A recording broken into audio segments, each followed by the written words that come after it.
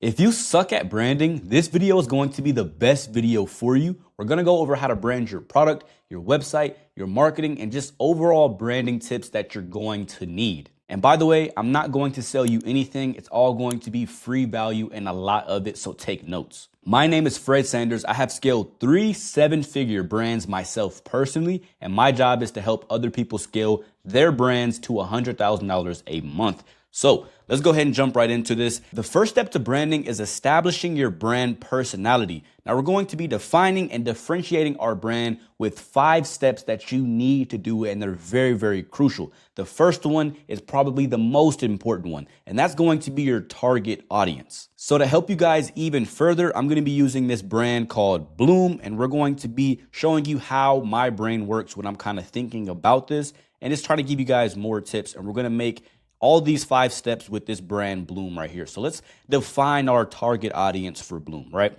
Right now we have Bloom. So what even is this brand? Okay, we're probably selling this non-bloating, healthy superfood kind of pre-workout looking thing. So who is buying this?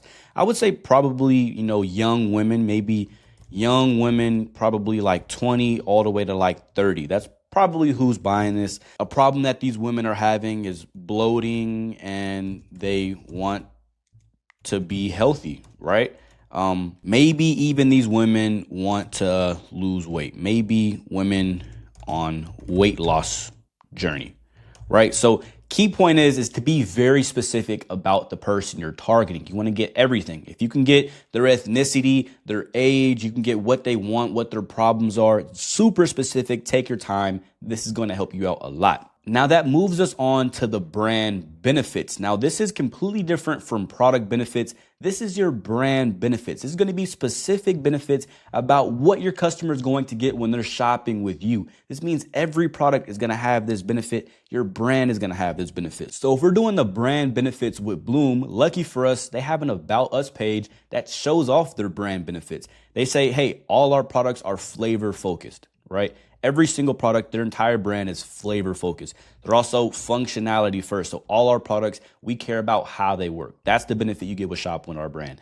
Also, they're all female forward. Okay. So that's the brand benefits. You want to put specific things. Maybe it's high quality products, or all our products, we really care about the taste. That's the brand benefits. They're different than product benefit. Now this moves us on to the values of your brand. Now this is where you think of your brand as an actual person. What would its traits be? Think about it like your best friend. What is the best traits? What is the traits that your best friend has or one of your family members have? That's like things like honest. Okay, our brand is very honest. Our brand is trustworthy. Our brand is great at communication. These are the values that your brand is going to have, and they're going to carry. All your marketing is going to follow these values. All your products, your entire brand is going to follow these values. So like I said, separate your brand from a business to a person and think about what traits that this person or this brand has. So for Bloom, let's just say they're honest and they have great communication and they're very trustworthy. And the 4th step you're going to need to do is establish your brand vision. This is the future. This means what efforts you're doing now and where you see yourself going. Like, okay, I see everyone owning this product, and I really see this product changing the world, okay? I see this product being able to make hundreds of lives healthier. So let's talk about Bloom. Let's say they see a world where all women don't worry about bloating anymore. Weight loss goes down 20% in the population. Okay, be very specific about these things. And like I said, take your time and think these through. Right now, I'm just giving you examples. Now, the 5th and final step is a huge one that not even Bloom is doing, and this is purpose. There is a huge gap of brand purpose. Think about how you're giving back. This is great because you're thinking about something bigger than yourself, and your customer is going to respect your brand for that. Let's think about Tom's the shoes. This is the main reason why these guys have done 7, 8, 9 figures. They have this brand is because every time someone would buy a pair of shoes, they would donate a pair of shoes. Right now, they're giving away 1/3 of their profits for good. So people and their customers feel good about shopping with their brand. They know they're making a change in the world rather than thinking they're just putting their money in the back pocket of another rich American. They feel like they're actually making a difference. They're actually impacting mental health, and your customer is going to love that and respect it. So Figure out a brand purpose and think about how you're going to impact the world. Think about something bigger than yourself. Don't think selfishly and think about the community, because once you give back, you're going to be getting a lot back. So that's the great thing about brand purpose. So all those things were establishing your brand's personality. Once you sat down with yourself and you really established that brand personality, now it's time to pick your branding colors, the branding color scheme. Now here's a few great tips that I can give for you guys. First thing is there is color science. Color science really matters. You can't just go pick two random colors because colors mean things to humans. Our brain sees a color and automatically thinks of these character traits. So you can go ahead and take a screenshot of this for later, because these are what those colors that you pick are going to matter. What I would recommend you do is pick one main color and then an accent color. What I typically like to do is like black and then like green, or like white and then like red. So the main color is going to be more of a basic color, but it doesn't always have to be that way. If you want to be very creative and have two fancy colors that oppose each other, go ahead and do that as well. But let's go ahead and take a look at Bloom again. You obviously see their color scheme is green. And if we go back to it, you see it probably matches their brand values, of being healthy, nature, freshness, quality. Those, if you think back to the values that Bloom already had, those are matching the exact same values that they're trying to give, the brand purpose. So think about your brand personality and pick a color that matches with your brand personality. Don't just pick random colors because you think it looks cool. Actually put some time and effort into this. Now, I want to touch briefly on a brand name. You probably already have a brand name established. And if you do, don't feel like you have to change your brand name, but just think of this the next time you make a brand. You shouldn't have to box yourself in with one brand name. So let's say you're selling a Bloom product right here. Instead of calling it this one particular product really helps with bloating, instead of calling it bloatingdrink.com or the bloating drink brand, they called it Bloom. It gives them a lot more room to sell future products and grow later on. So let's say this bloating product does really well. They can add upsells, have more products. They can get into vitamins. They can get into workout equipment. They have so much room to grow because their brand name doesn't box them into just selling one product. So don't do that.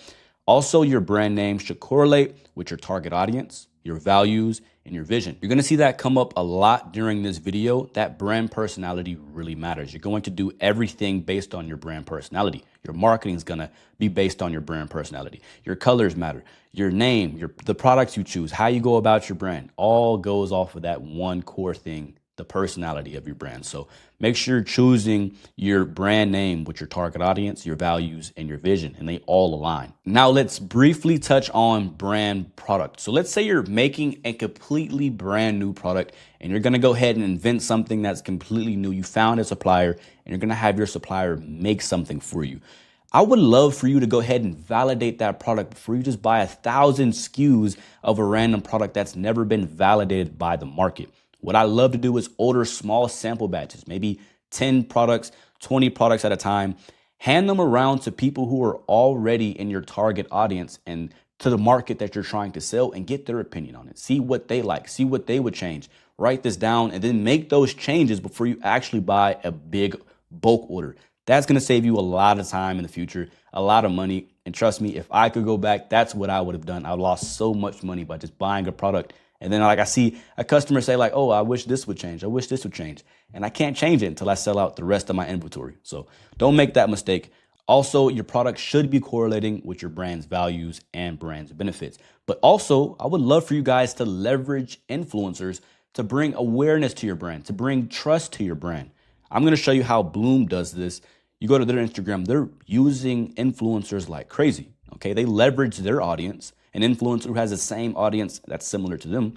Let's look at this one right here. They're not even huge influencers. They can be micro influencers. They can have 10K on TikTok. You don't have to spend super amounts of money getting Kim Kardashian, okay? Small influencers work too, okay? Just having another influencer who has a big audience vouch for your product and say they love it adds so much trust to your brand. You can use them in your marketing. It adds so much awareness to your brand. So many great things can come from leveraging influencers. Now, those are my brand tips, and I really hope you got something out of it. And if you have a brand that you're struggling to scale to $100,000 a month, go ahead and DM me the word YouTube on Instagram. I'll reach out to you personally and see how we can help scale your brand. Other than that, I hope you enjoyed this video, and I'll see you in the next one.